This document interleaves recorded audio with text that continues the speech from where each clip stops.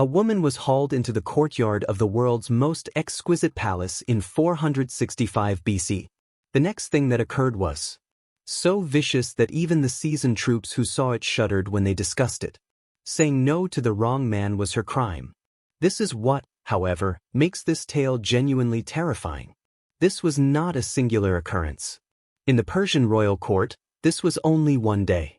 One crime in a decades-long pattern that transformed the most exquisite palace in the world into a psychological torture chamber.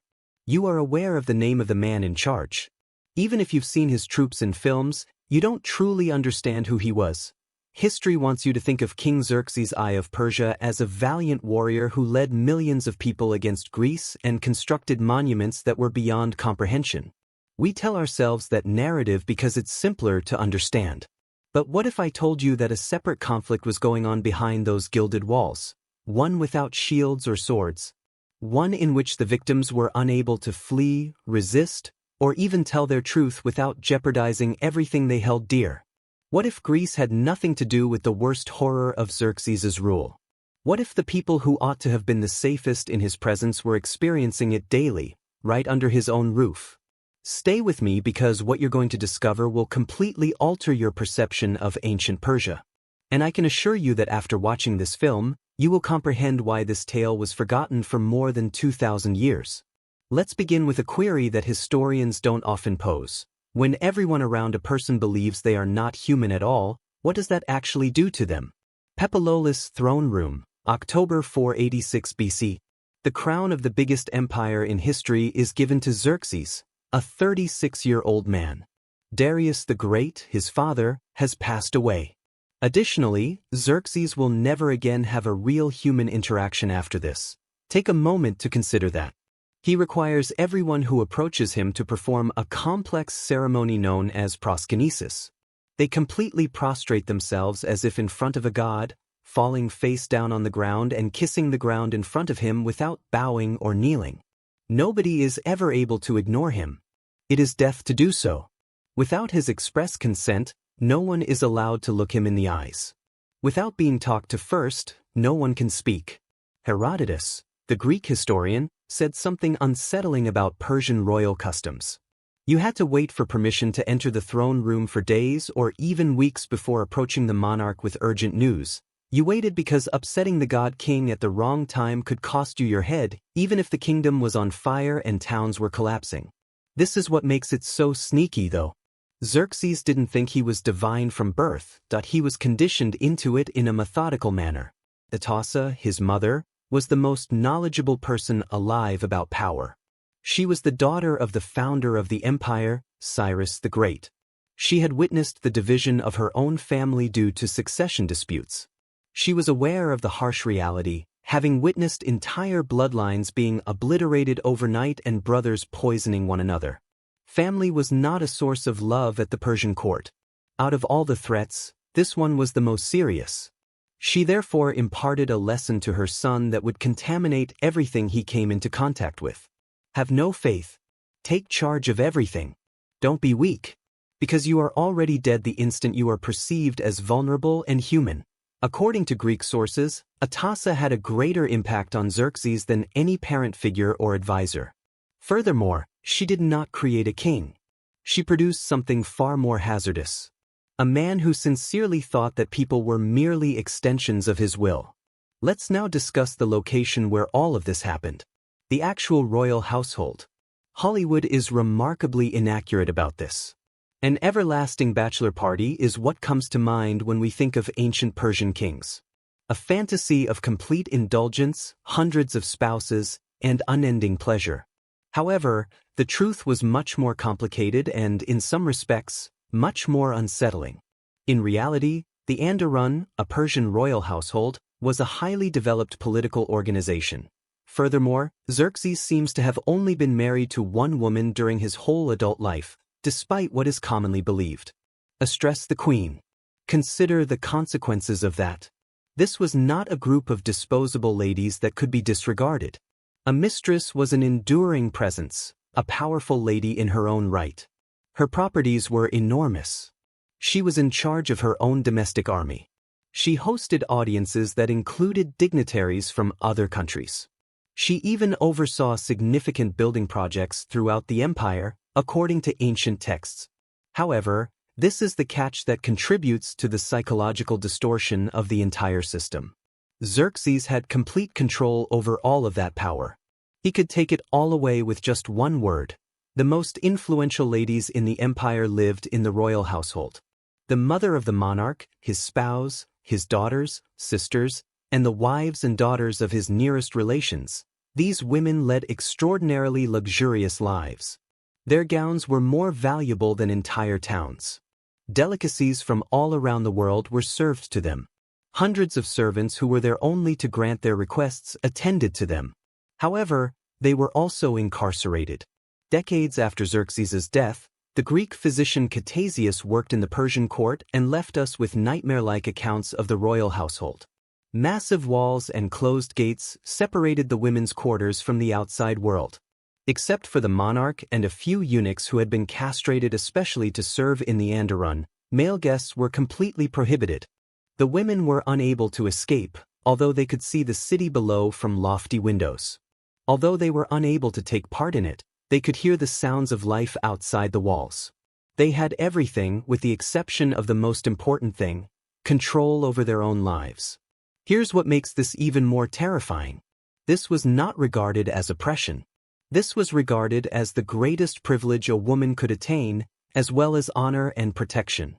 From birth, the women had been taught to view this prison as a castle, to view their helplessness as strength, and to view their seclusion as a close relationship with God. This is the reason systemic control is so pernicious. It is internalized by the victims. They stand up for it. They are unable to even think of a different option. This system operated as intended for decades. Only order, wealth, and heavenly harmony are mentioned in the official Persian chronicles engraved into stone monuments throughout the empire. Everything was flawless. Everything was under control. Then something went horribly wrong. Herodotus enters the narrative at this point.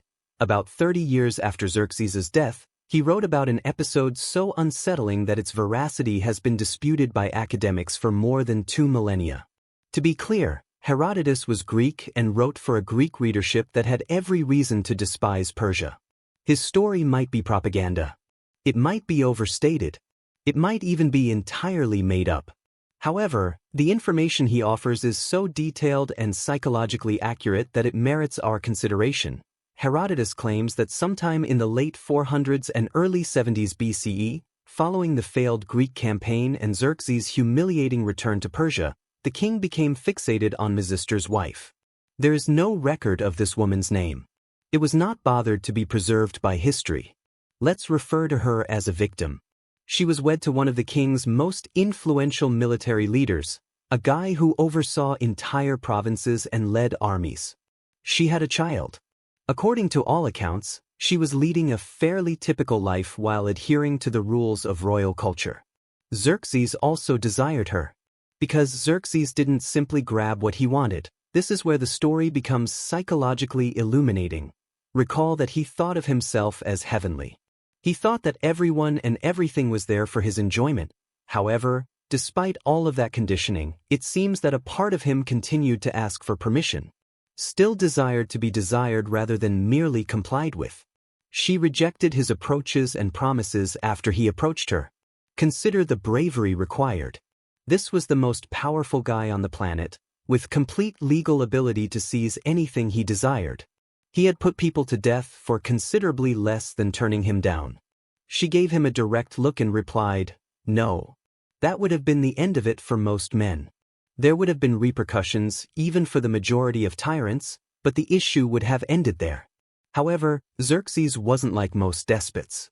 He had been conditioned to believe that his desires were cosmic necessities, that opposition to his will was an example of the universe's inherent chaos, something that had to be fixed.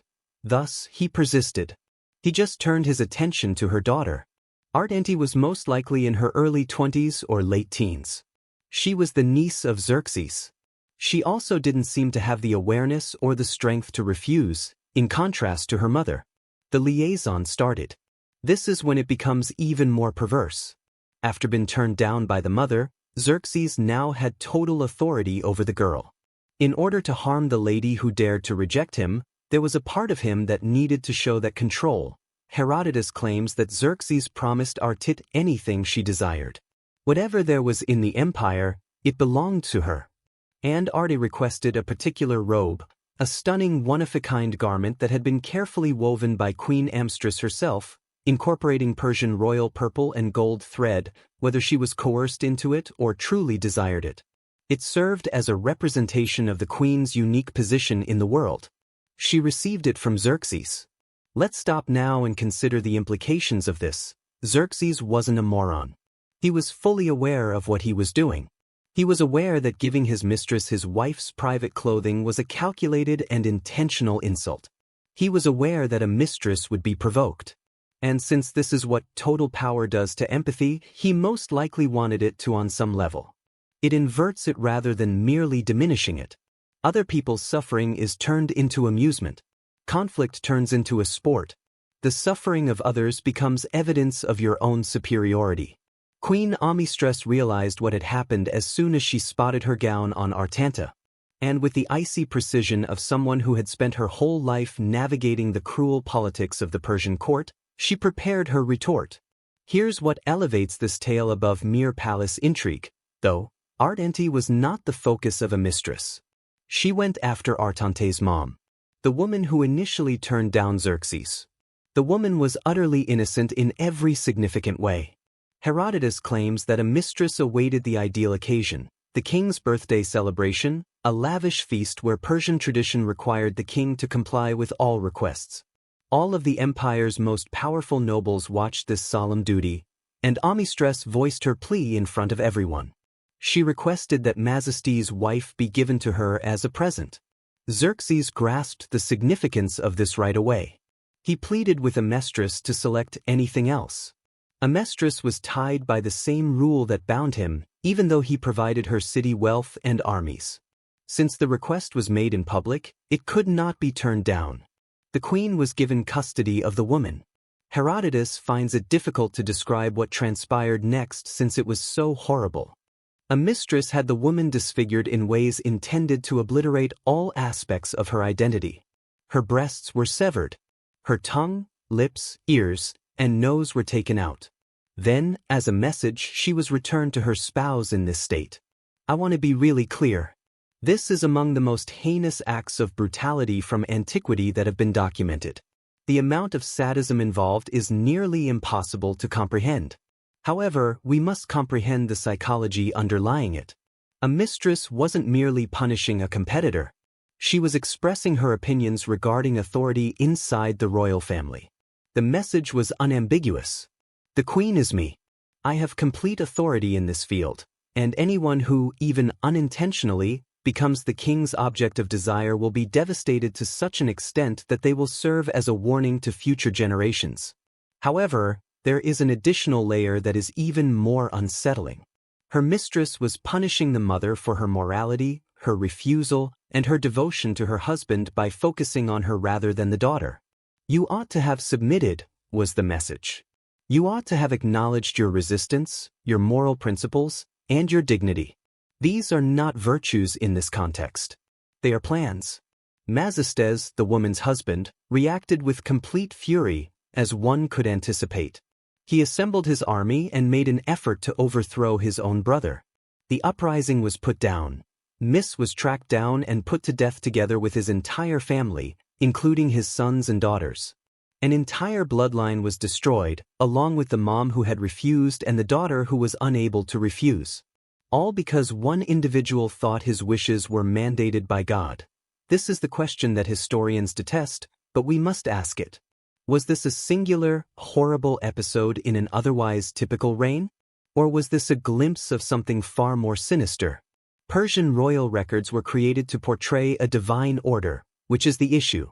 They documented religious devotion, building endeavors, and military triumphs. Palace scandals were not documented. Family disputes were not documented. In particular, they didn't document anything that would critique or humanize the king.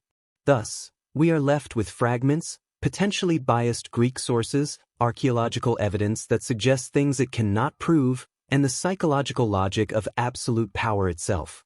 Let's consider what we are certain of. We are aware that Xerxes was brought up in a system intended to eradicate empathy. We are aware that he was indoctrinated from birth to view other people as mere things that existed to fulfill his desires. We are aware that he suffered one of the most humiliating military setbacks in history in Greece, returning home with a broken ego and heightened paranoia. And we are aware that something changed following Greece. According to historical accounts, Xerxes essentially stopped participating in public life. He ceased to be in charge of military operations. He ceased his travels around the empire. He withdrew within his palaces, especially the one at Persepolis, and devoted the final years of his reign to construction projects and what some accounts refer to as private pursuits. What were those personal interests? We know the court grew more and more isolated, but the sources don't indicate so. We are aware that his sons witnessed their father's growing paranoia as they grew up. We are aware of the significant increase in the authority of court officials such as Artabanes, the commander of the royal bodyguard. This is what that implies. Even the guy at its core had been eaten by the system. Xerxes was now a prisoner of his own overwhelming might. He was unable to trust anyone. He couldn't even be sure that his own sons wouldn't kill him, which was a totally legitimate fear, as we'll see. This must have been a scary time for the women in the home. A solitary, paranoid god monarch who has complete control over your body, life, and family. No defense, no appeal, and no way out.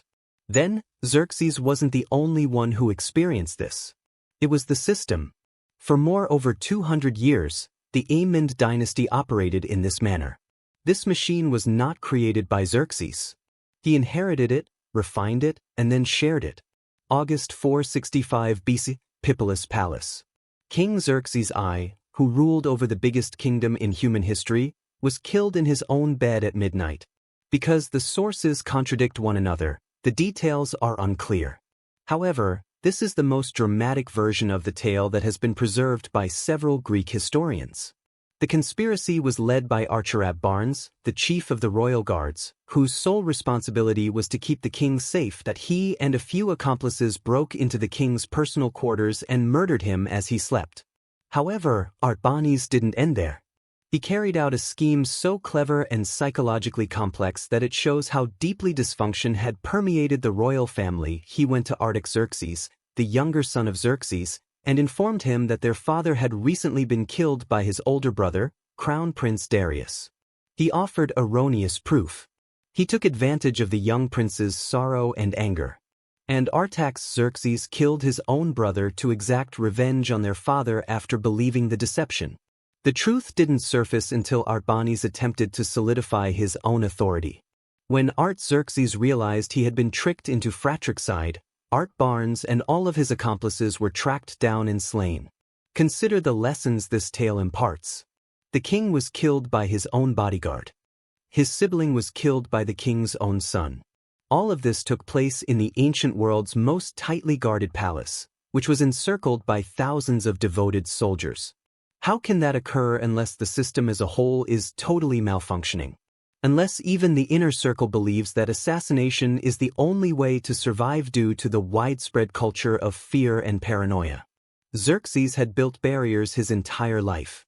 There are barriers surrounding his palace, his household, and his humanity. Ultimately, he was not shielded by those fortifications. They ensnared him. The passing of King Xerxes had little effect on the women of the royal household.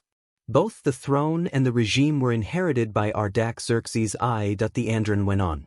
The perception of royal ladies as political assets persisted. People continued to be isolated, controlled, and reduced to tools of dynasty authority. Indeed, it became more intense that in a union intended to consolidate authority. Artaxerxes, his own son and the future Darius II, wed Parysatis, his half-sister.